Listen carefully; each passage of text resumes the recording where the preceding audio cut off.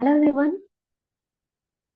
मेरा नाम अंजलि कुमारी है और आज हम लोग क्लास 12th का एक चैप्टर पढ़ने वाले हैं जिसका नाम है एप्लीकेशन ऑफ डेरिवेटिव्स। ओके। तो आप लोग क्लास 12th में आ गए हो और अभी ऑलमोस्ट सेशन स्टार्ट हुए 2-3 महीने हो गए, तो ऑलमोस्ट आई होप आप लोगों ने पीछे के टॉपिक्स पढ़ लिए होंगे, जैसे कि डिफरेंशिएशन और भी जो चैप्टर्स थे। ठीक।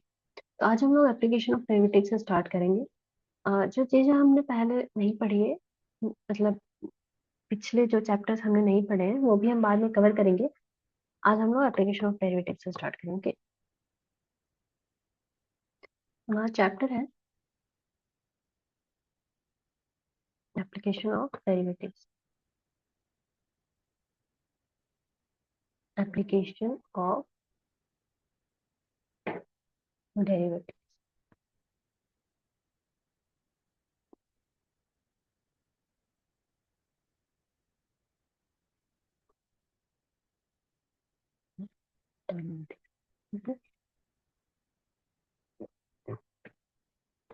तो इसमें हम लोग क्या क्या पढ़ेंगे ये हम लोग देख लेते हैं आज।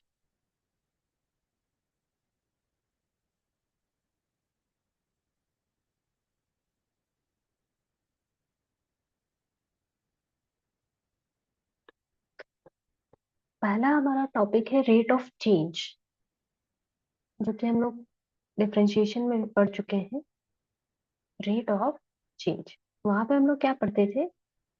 वहां पे हम लोग बस यही पढ़ते थे, rate of change of function with respect to x, है ना। बस dy बाई डी एक्स हमने पढ़ा है पूरा डिफरेंशिएशन में। तो रेट ऑफ चेंज,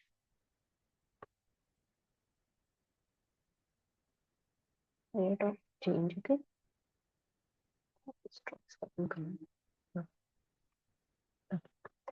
तो डिफरेंशिएशन में हम क्या पढ़ते थे? dy by dx। ओके। मतलब change in function y with respect to x, मतलब x के चेंज होने पर y में क्या चेंज आ रहा है, ये हम लोग डिफरेंशिएशन में पढ़ चुके हैं। उसमें हमने बहुत सारे टाइप्स पढ़े हैं, है ना। लॉगरिथमिक, लॉग वाले, और फिर पैरामेट्रिक वाले, है ना। और भी बहुत से पढ़े हैं, इम्प्लिसिट फंक्शन, एक्सप्लिसिट फंक्शन, ये सब का हमने डिफरेंशिएशन पढ़ लिया है। ठीक। अब हम यहाँ पर पढ़ेंगे, यहाँ पे सिर्फ हम एक क्वांटिटी की बात कर रहे थे, कोई भी एक फंक्शन एक्स है, उसके चेंज होने पे वाई में क्या चेंज आ रहा है। अब यहाँ पे हम डिफरेंट डिफरेंट क्वांटिटीज की बात करेंगे। मान लीजिए हमारा कोई एक क्वांटिटी में चेंज होने पे दूसरे क्वांटिटी में क्या चेंज आ रहा है, वही हम पढ़ेंगे। ठीक है। जैसे कि एक ट्राइंगल हम ले लेते हैं। ठीक है। अगर हम एक ट्राइंगल कंसिडर करें,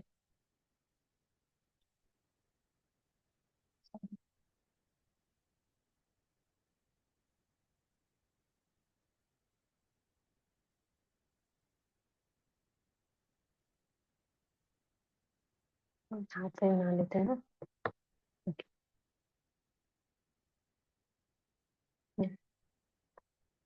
अगर हम एक ट्राइंगल कंसिडर करें, मान लीजिए ये हमारा ट्राइंगल है, राइट एंगल ट्राइंगल।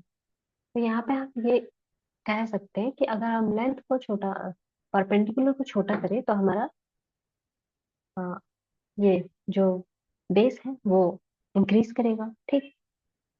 तो इसके चेंज होने पे क्या हो रहा है यहाँ पे? ये भी चेंज हो रहा है, इंक्रीज या डिक्रीज। ठीक। बेसिकली हम यहाँ पे ट्राइंगल की नहीं, यहाँ पे हम 3D शेप्स की बात करते हैं। मान लीजिए हमारे पास कोई सिलेंडर है। ठीक है। तो हम यहाँ पे क्या देखेंगे? यहाँ पे हम देखेंगे कि हमारा इस सिलेंडर को अगर हम इसमें रेडियस छोटा कर दें, तो क्या हो जाएगा? हमारा जो हाइट है वो इंक्रीज कर जाएगा, है ना। और या फिर हम रेडियस बड़ा कर दें, तो हमारा क्या हो जाएगा? हाइट छोटा हो जाएगा। ठीक है। तो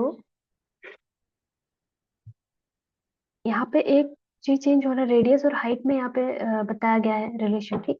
इसी तरह हम ये देख सकते हैं कि अगर हम कोई चेंज रेडियस में लाते हैं तो हमारा एरिया में कितना चेंज आता है, या फिर वॉल्यूम में कितना चेंज आता है, ठीक है। तो यही सब हम रेट ऑफ चेंज पढ़ते हैं वहां यहाँ पे, ठीक है, with respect to various quantities.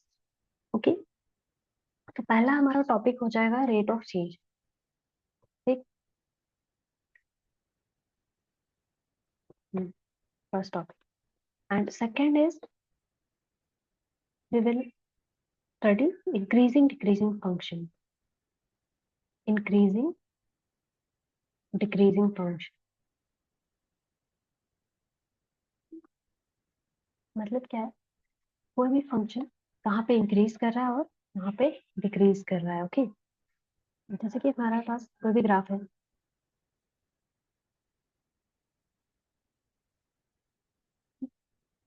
कि हमारे पास अगर ग्राफ, तो हमें दिख रहा है कि ऐसे फंक्शन इंक्रीज कर रहा है यहाँ पे, बट एक कोई ए पॉइंट के बाद फंक्शन डिक्रीज करना स्टार्ट हो जा रहा है। ओके, ठीक। तो ये हम इंक्रीजिंग डिक्रीजिंग करेंगे। और थर्ड जो हमारा टॉपिक है वो है मैक्सिमा एंड मिनिमा,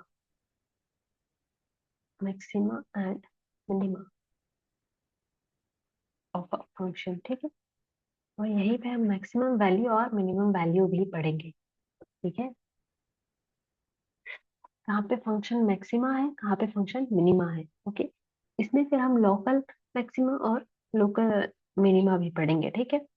तो आगे डिस्कस करते हैं, आज हम लोग रेट ऑफ चेंज से स्टार्ट करते हैं।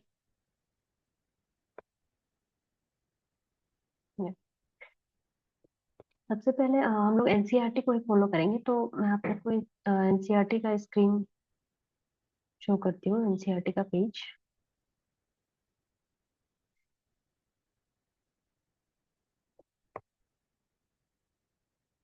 Just minute.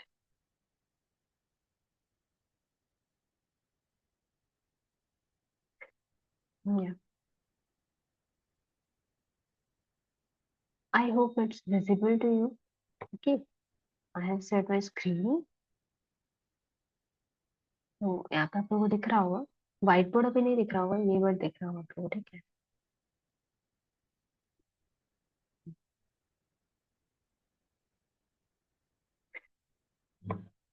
सॉरी। तो हमारा चैप्टर यही है। आज हम rate of change of quantities पढ़ेंगे, राइट।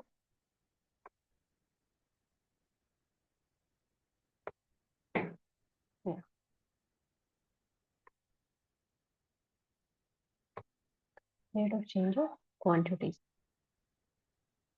तो इसमें बेसिकली जिसके रेस्पेक्ट में हम पढ़ रहे हैं उसको हम नीचे लिखते हैं, जैसे कि यहाँ पे लिखा हुआ है ना ds/dt, इसको हम कैसे रीड करेंगे, rate of change of distance, distance s, यहाँ पे s डिस्टेंस को डिनोट कर रहा है और t जो है टाइम को डिनोट कर रहा है, मतलब डिस्टेंस में कितना चेंज आ रहा है टाइम के चेंज होने से, ठीक। इसको ds/dt पढ़ेंगे, ठीक है। सिमिलरली अगर हमको dy/dx लिखना है तो हम कैसे लिखेंगे, चेन रूल हमने पढ़ा था, ठीक है। dy/dx को अगर बीच में एक t फंक्शन है तो कैसे करेंगे, dy/dx dy/dt divided by dx/dt। Okay, ये चेन रूल हम पढ़ चुके हैं, ठीक है ना। चलिए एक क्वेश्चन हम लोग करते हैं, find the rate of change of area of a circle per second with respect to its radius, when radius is 5 centimetre, ठीक है। हाँ, तो अब हम व्हाइट बोर्ड पे आते हैं, ओके।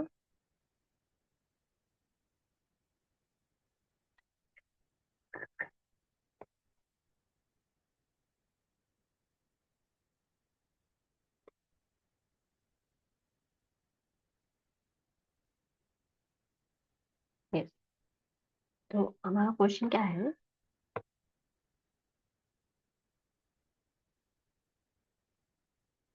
पहला हमारा क्वेश्चन है कि rate of change of area of circle बताना है, ठीक है। हाँ,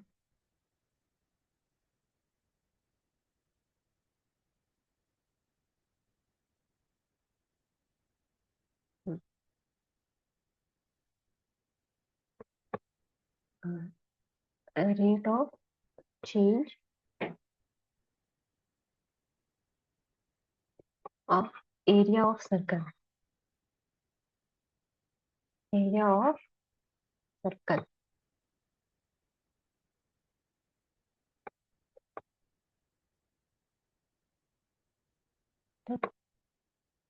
व्हेन रेडियस हमारा गिवन है, radius is 5 centimetre. Okay, 5 centimetre हमारा गिवन है रेडियस। तो rate of change of area of circle मतलब एरिया ऑफ सर्कल, यहाँ पे हमें ना जो भी हमने क्लास 10th में फॉर्मूला पढ़े थे 3D शेप्स के, एरिया वॉल्यूम सरफेस एरिया, वो सारे हमें याद होने चाहिए। ठीक है, तो एरिया ऑफ सर्कल बता दो क्या होता है, जल्दी जल्दी बता दो। Area of circle is pi r square. Okay, pi r square. तो area is equal to pi r square and हमको क्या निकालना है, rate of change of area, rate of change of area. तो d a by d r. Okay, rate of change of area निकालना है with respect to, sorry time के respect में निकालना है हमको, t a by d t. Okay, no no sorry, हाँ it is good, D a by d are. या time तो याद दिया ही नहीं हुआ ना, तो क्या करेंगे, डिफरेंशिएट करेंगे इसको। पाई तो हमारा कांस्टेंट है, और आर स्क्वायर का 2r इंटू आर, फिर क्या, d r by d t. Okay, no no, r के रिस्पेक्ट में कर रहे हैं तो आर को d r by d t लिखने की जरूरत नहीं है। तो here it is when r is 5 centimetre so it is 10 pi. Okay, इसमें कुछ था नहीं, बस इतना ही था। ठीक है, नेक्स्ट क्वेश्चन अगर हम देखें, हमारा क्या हो जाएगा, जस्ट अ मिनट ना, मैं टैब से आप लोगों को देख के बताती हूँ, बार बार इधर कन्वर्ट शेयर स्क्रीन करने में प्रॉब्लम हो रही है।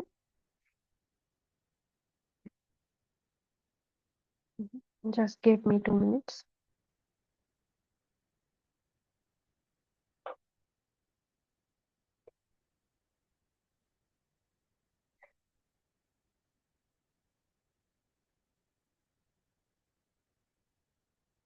या तो पहला एग्जाम्पल हमने कर लिया था, दूसरा एग्जाम्पल ये है, हम यहाँ पे एग्जाम्पल्स और एक्सरसाइज पूरा कवर करेंगे। ओके,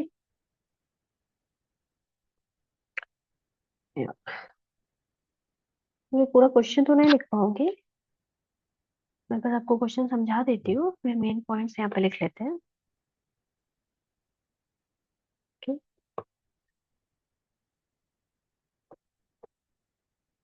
तो हमारा क्वेश्चन क्या है, the volume of cube is increasing at a rate of 9 cubic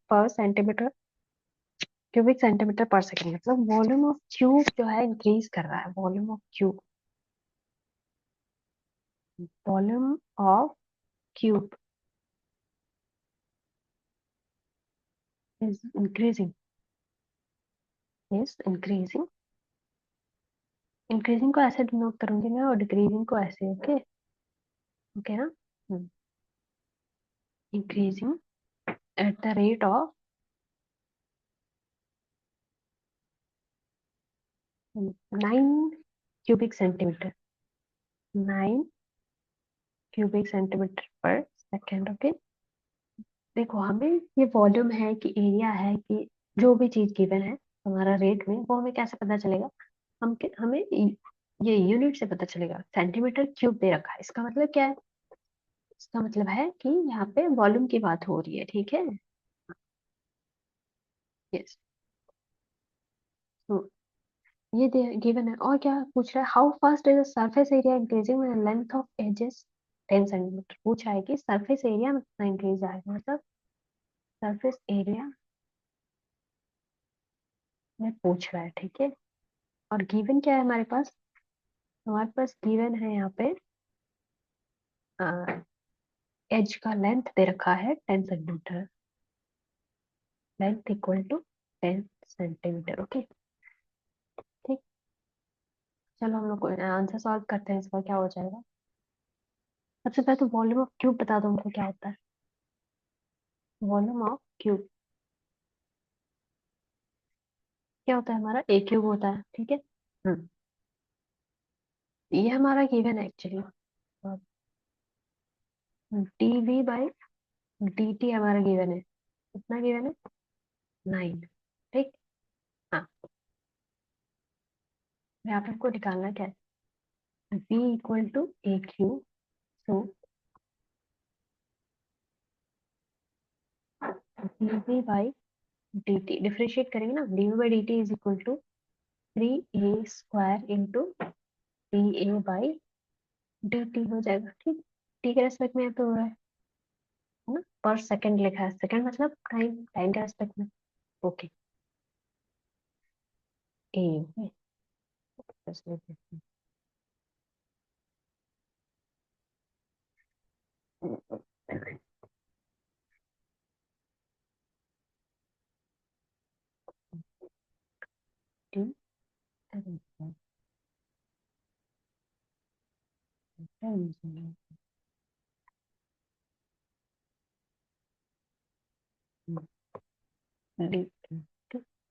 तो ये हमारा 9 गिवन है, और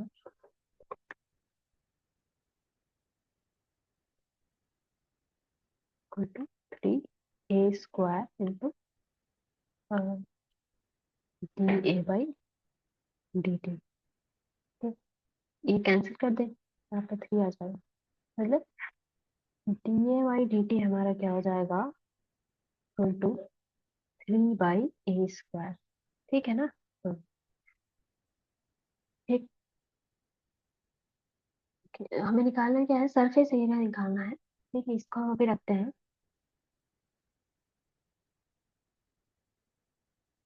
अब हमको सरफेस एरिया निकालना है। सरफेस एरिया क्या होता है काम,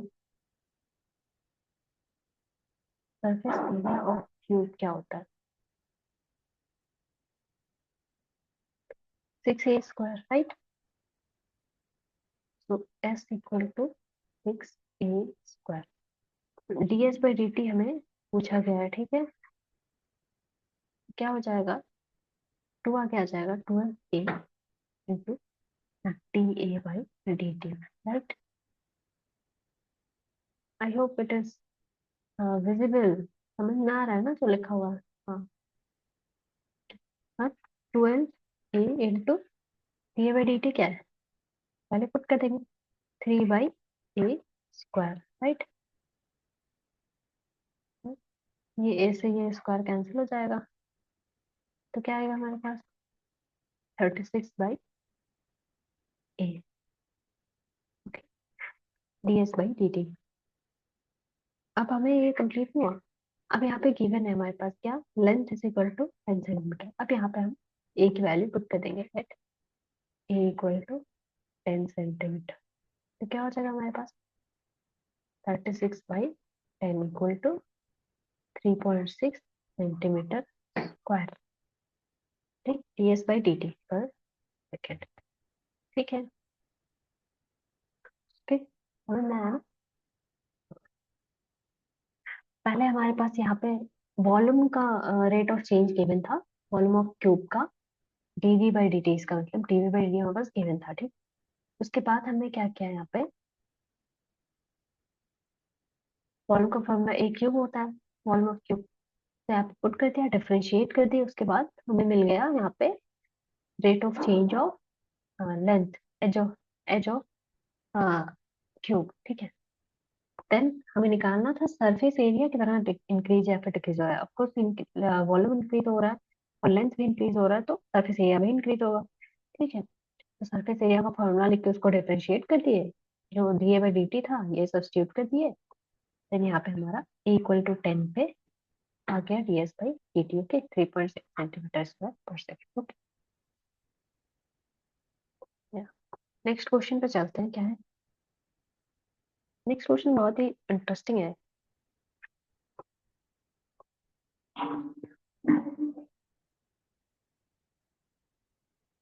नेक्स्ट क्वेश्चन ये कह रहा है कि a stone is dropped into a quite lake, मतलब एक लेक है, ठीक है। तो मान लो कोई भी एक लेक है ना, बस वहां पे एक पत्थर फेंका जाता है, वो पत्थर फेंका जाता है, तो होता है क्या, उसकी जो वेव्स है ना वो सर्कल में मूव करते हैं। जो वेव्स है, तो होता है ना, कभी आप पत्थर फेंकोगे तो उसमें तो सर्कल में मूव करेगा वेव्स, है ना। जो वेव्स है वो 4 सेंटीमीटर पर सेकेंड के रेट से वो मूव कर रहा है, ठीक। 4 सेंटीमीटर पर सेकेंड। अभी ये क्या है, अभी हम निकालते हैं। 4 सेंटीमीटर पर सेकेंड। हाँ ठीक है। तो हमें चाहिए क्या, अ, जब रेडियस, सर्कुलर वेव का जो रेडियस है वो 10 सेंटीमीटर है, तो हमसे पूछा गया है कि जो एरिया है वो कितनी तेजी से बढ़ेगा, मतलब ये कितना ज्यादा कवर कर पाएगा, ये पत्थर जो फेंका गया है वो कितना दूर तक उसका वेव जाएगा। ठीक है, यही पूछा गया है। जब इसका रेडियस का जो रेट है वो इतने से इंक्रीज कर रहा है, मतलब da/dt। ठीक, समझ में आया। क्वेश्चन यहाँ पे कह रहा है, फिर से रीड करती हूँ। A stone is dropped into a quiet lake and waves move in circle at a speed of 4 centimeter per second, right? यहाँ पे यही कहा गया है कि जो पत्थर फेंका गया है उसका जो रेट है 4 सेंटीमीटर पर सेकेंड है। अब उसका अगर रेडियस 10 सेंटीमीटर है, तब उसका एरिया कितना इंक्रीज करेगा, यही में पूछा गया है। एरिया सिमिलर क्वेश्चन है ना, similar question, area of circle. हाँ हाँ हाँ। एरिया ऑफ सर्कल जो है हमारा वो πr² होता है, राइट। तो हाँ, ए A = πr²। तो da/dt क्या हो जाएगा, da/dt निकालना है, right. 2πr/dr/dt।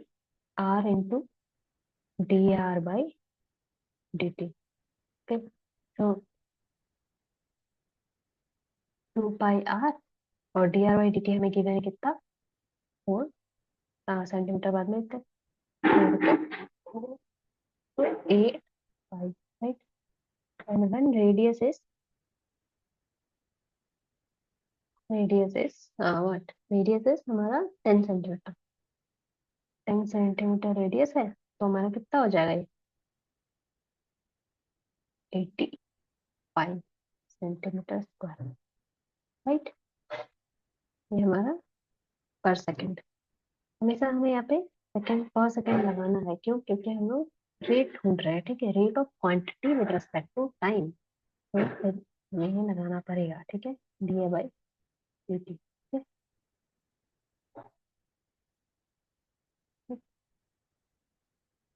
So I hope आपको ये क्वेश्चन समझ में आ रहे होंगे। आज के लिए अभी हम यहीं पे पॉज करेंगे, और 2 एग्जाम्पल्स है हमारे, उसके बाद हम एक्सरसाइज 6.1 करेंगे। एक एक ऐसा एग्जाम्पल भी है ना कि मार्जिनल कॉस्ट और मार्जिनल रेवेन्यू कॉस्ट पे क्वेश्चन है। ठीक है, तो वो कुछ नहीं होता है, जो हमारा नॉर्मल कॉस्ट होता है ना किसी भी प्राइस का, उसका अगर हम डिफरेंशिएट करते हैं तो वही हमारा मार्जिनल कॉस्ट होता है।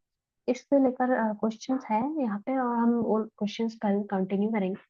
आज के लिए हम इतना ही करते हैं। आई होप आप सबको अच्छा लगा होगा। तो प्लीज लाइक करें, लाइक शेयर, आप सब्सक्राइब करें। ठीक है, अगर आपको अच्छा लगा तो करिएगा। और अभी थोड़ा सा मेरा दिक्कत चल रहा है, इसीलिए मैं पीपीटी नहीं बना पा रही हूँ, तो बनाऊंगी, धीरे धीरे सब होगा। हाँ, वेबकैम भी मैंने ऑर्डर कर दिया, तो पेज भी बहुत जल्दी आप लोग को बढ़िया से इंटरेक्टिव वीडियो हम लोग करेंगे। तो आज के लिए बस इतना ही। ठीक है, थैंक यू सो मच।